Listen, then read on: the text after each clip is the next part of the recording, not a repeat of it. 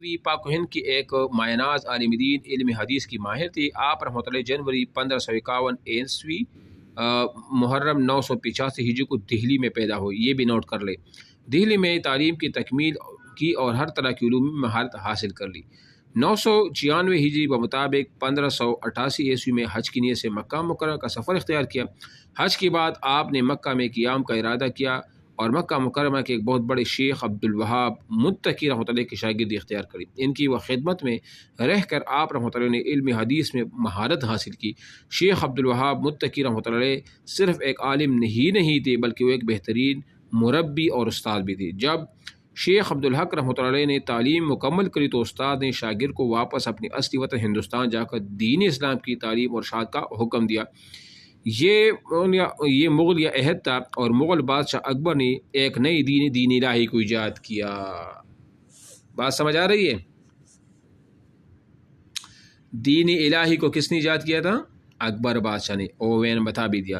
دین الہی کی صورت میں ہندوستان میں ایک بہت بڑا فتنہ جنم لے چکا تھا، اس لیے ضروری بات یہ تھی کہ اس فتنے کا مقابلہ کیا جائے۔ شیخ عبد الحق اپنے استاد سے جدا نہ ہونا چاہتے تھے، مگر ہندوستان کی صورت حال کا تقاضا تھا کہ واپس آ کر نئے پیدا شدہ مذہب دین الہی کا مقابلہ کیا جائے۔ شیخ عبد الحق رحمۃ اللہ علیہ اپنے استاد کی ہدایت پر ہندوستان پہنچے اور دہلی شہر کو تعلیم و تدریس کا مرکز بنا۔ دہلی میں آپ رحمۃ اللہ نے ایک دینی مدرسہ دارالعلوم کی بنیاد رکھی۔ اس دور میں آپ رحمۃ اللہ علیہ کا قائم کردہ دارالعلوم اسلامیہ اور سنت نبی صلی اللہ علیہ وسلم کا بڑا مرکز تھا۔ یہاں پر سینکڑوں طلباء تعلیم حاصل کرنے کے لیے آتے اور علمی پیاس بجھاتے۔ شیخ عبد الحق نے تدریس کے ساتھ ساتھ تصنیف و تالیف کا بھی کام لیا۔ آپ رحمۃ اللہ اپنی کتابوں میں باطل نظریات کا رد کرتے تھے۔ آپ رحمۃ اللہ نے معاشرے کے ہر طبقے کی اصلاح کرنے کی کوشش کی۔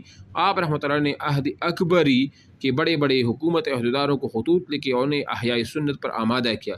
جب اکبر کا بیٹا جہانگیر ہندوستان کا بادشاہ بنا تو شیخ نے اسی بھی حکمران کے فرائض سے آگاہ کیا اور اس قصہ کے لیے آپ رحمۃ اللہ نے ایک کتاب بھی وہ تصنیف وہ کر دی۔ 22 ربیع الاول 1050 ہجری بمطابق 1642 عیسوی بمقام دہلی کو یہ آفتاب رشد و ہدایت 94 سال کی عمر میں اپنے رب کے حضور حاضر ہوئی۔ آپ رحمۃ اللہ نے درجیل کتابیں وہ لکھی ہیں۔ یہ جو کتابیں ہیں نا، یہ چونکہ اہم ہے، میں بتاتا ہوں، آپ اس کو نوٹ بھی کر لی۔ ایک مدارج النبوہ، یہ بھی اہم ہے، اور دوسرا جو ہے نا، بس یہ مدارج النبوہ جو ہے نا، یہ اہم کتاب ہے، اس کو آپ نوٹ کیے، اکثر یہ آ جاتا ہے۔ صحیح ہے۔ شاہ ولی اللہ محدثی دہلی، آواز آ رہی ہے میری؟ اچھا، شاہ ولی اللہ محدث دہلوی عظیم ہستیوں میں سے ہیں جنہوں نے انتہائی نازک دور میں ملت اسلامیہ کی رہنمائی فریضہ سر انجام دیا۔ شاہ ولی اللہ محدث دہلوی رحمۃ اللہ 8 شوال 1114 ہجری بمطابق ہجری 1703 عیسوی، یہ 1703 عیسوی آپ اس کی یاد کریں، یہ اکثر آ جاتا ہے، میں موضع مظفر نگر بہارت میں پیدا ہوئے۔ آپ رحمۃ اللہ کے معزز خاندان سے تعلق رکھتے تھے۔ آپ رحمۃ اللہ کے والد شاہ عبد الرحیم رحمۃ اللہ ایک ممتاز عالم دین تھے جو دہلی کے معروف ادارے مدرسہ رحیمیہ کے محتمی، یہ والد کا نام ہے، اس کو بھی آپ نوٹ کر لیں۔ اور شاہ ولی اللہ کا اپنا نام کیا تھا؟ احمد تھا۔ کیا تھا؟ احمد۔ شاہ ولی اللہ محدث دہلوی کا سلسلہ حضرت عمر فاروق سے ملتا ہے، یہ بھی اہم سوال ہے نا۔ ایک کا تھا علی کے ساتھ ملتا تھا، اس کا کہاں ملتا ہے؟ عمر فاروق کے ساتھ وہ ملتا ہے۔ ایک تو یہ نام، اس کی والدہ کا نام اکثر ٹیسٹ میں آتا ہے نا، اس کی والدہ کا نام فخر النساء ہے۔ کیا نام ہے اس کا؟ فخر النساء ہے۔ اور والد کا نام تو یہاں پر عبد الرحیم ہے، یہ تو آسان ہے، اکثر جگہوں پہ آ جاتا ہے نا، یہ یاد ہوتا ہے، لیکن والدہ کا نام کسی کو پتہ نہیں ہوتا، وہ میں نے بتا دیا کہ اس کا نام کیا تھا، فخر النساء۔ اور امام شاہ ولی اللہ نے 7 سال کی عمر میں قرآن مجید کے حفظ بھی کیا۔ کتنے سال کی عمر میں؟ 7 سال کی عمر میں، ٹھیک ہے نا، یہ بھی نوٹ کر لیں۔ شاہ ولی اللہ محدث دہلوی نے ابتدائی تعلیم اپنے والد گرامی سے حاصل کی۔ انہوں نے آپ رحمۃ اللہ کی تعلیم و تربیت پر خصوصی توجہ دی۔ 5 سال کی عمر میں آپ مدرسہ میں داخل کرا دیا اور 7 سال کی عمر میں آپ رحمۃ اللہ نے قرآن مجید یہاں پر بھی حفظ کیا۔ 15 سال کی عمر میں تمام مروجہ علوم و فنون کی تکمیل کر چکے تھے۔ 15 سال، اس کو بھی نوٹ کر لیں۔ 17 سال کی عمر میں آپ نے مدرسہ رحیمی میں پڑھانا شروع کر دیا۔ 1143 ہجری میں آپ رحمۃ اللہ حج کی تشریف لے گئے۔ عرب میں آپ رحمۃ اللہ نے 2 سال قیام کیا اور علماء حجاز سے علم وہ حاصل کیا۔ شاہ ولی اللہ محدث دہلوی اپنے دینی علمی اور سیاسی خدمات کی وجہ سے برصغیر کے نمایاں علاقے میں علماء میں شمار ہوتے ہیں۔ آپ نے لوگوں کی اصلاح اور رہنمائی کے لیے بہت ہی علمی، سیاسی اور سیاسی کارنامے اور سر انجام دی۔ برصغیر میں قرآن مجید کا فارسی زبان میں پہلا ترجمہ ہے جس کا مقصد قرآن مجید کی تعلیم کو عام کرنا تھا۔ فارسی فتح الرحمن فی ترجمۃ القرآن۔ میرے آواز آ رہی ہے؟ انتہائی اہم سوال۔ برصغیر پاک و ہند میں قرآن مجید کا سب سے آواز آ رہی ہے؟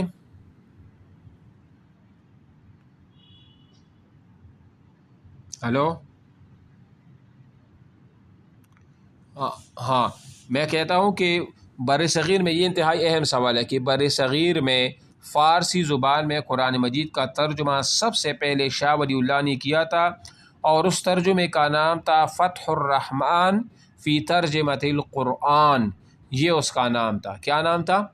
فتح الرحمن فی ترجمۃ القرآن۔ یہ لکھ لو، انتہائی اہم سوال ہے۔ ایک تو یہ آپ نوٹ کر لیں۔ دوسرے، برصغیر میں اردو کا لفظی ترجمہ سب سے پہلا جس نے اردو لفظی ترجمہ لکھا ہے نا برصغیر میں، اس کا نام ہے شاہ رفیع الدین۔ کیا نام ہے؟ شاہ رفیع الدین۔ ایک تو یہ نوٹ کر لیے۔ دوسرا، برصغیر پاک و ہند میں سب سے پہلے اردو بامحاورہ ترجمہ، کون سا ترجمہ؟ بامحاورہ ترجمہ، وہ شاہ عبد القادر نے کیا تھا۔ کس نے کیا تھا؟ شاہ عبد القادر نے وہ کیا تھا۔ تو شاہ جو پہلا والا تھا وہ لفظی تھا، اور شاہ عبد القادر کا کون سا ہے؟ بامحاورہ ہے۔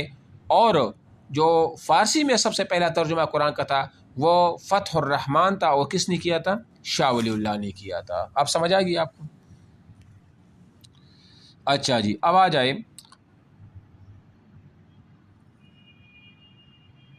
ہاں بیٹھے، ہاں یہ جنہوں نے یہ ترجمے کیے نا، یہ بھی ذہن میں رکھ لیے، انتہائی اہم ہے کہ بامحاورہ ترجمہ کس نے کیا تھا، لفظی ترجمہ کس نے کیا تھا، یہ انتہائی اہم ہے، ٹھیک ہے نا؟ اچھا جی، اس کے بعد کدھر گیا؟ نہیں، وہ تو بہت پہلے گزر گئے ہیں، وہ دوسرے ہیں۔ ہاں، یہ تو ابھی کے ہیں۔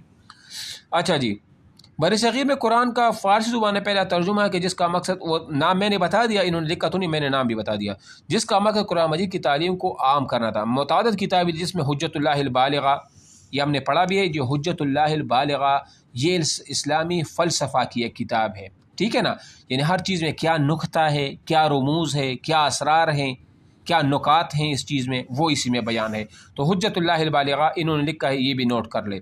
تفہیمات الہیہ اسی نے لکھے ہیں۔ الفوظ الکبیر معروف ہے، یہ تو ہم لیکچرشپ میں جو تیاری ہوتی ہے ہم کرواتے ہیں، اسی میں ہم نے پڑھایا بھی ہے آپ لوگوں کو۔ تو الفوظ الکبیر جو ہے نا یہ اصولی تفسیر پر کتاب ہے، ٹھیک ہے نا؟ شاہ ولی اللہ محدث دہلوی کا ایک عظیم کارنامہ برصغیر میں مطالعہ حدیث کا فروغ ہے۔ آپ رحمۃ اللہ علیہ نے حدیث کی 6 مشہور صحیح ترین کتب سیاہ ستہ کو متعارف کرایا اور اپنی مدارس کے نصاب میں شامل کیا۔ یہی وجہ ہے کہ برصغیر کی تمام محدثین کرام سند حدیث شاہ ولی اللہ دہلوی سے آگے بڑھتی ہے۔ علیحدہ شاہ